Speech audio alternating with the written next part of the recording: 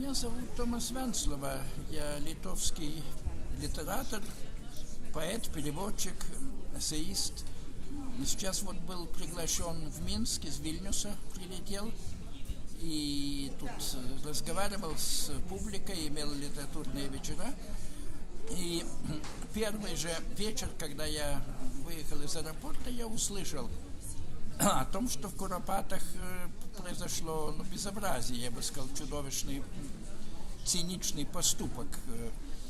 Уничтожили 70 крестов. Ну и мы, несколько литовцев, 2 литовских дипломата, и они меня с собой пригласили. Мы пошли на следующий день в Куропаты, понесли туда свечки, понесли туда цветы, положили их. Там есть не только белорусские могилы, там есть могилы литовцев, латышей, эстонцев и поляков, и еще кого-то.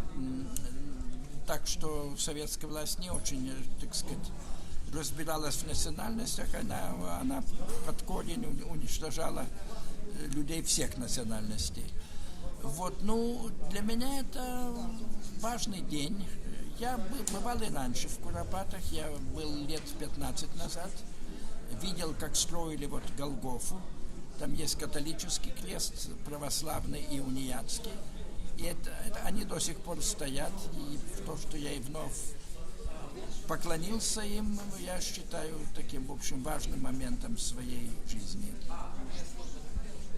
Як ви можете оцінити те, що було у Куропатах у 30-х годах?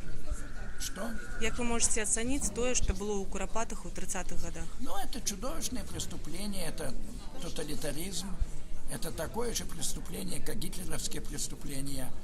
И об этом надо знать, об этом надо говорить, об этом надо помнить. Ну, говорят, надо помнить в основном, потому что это не повторилось.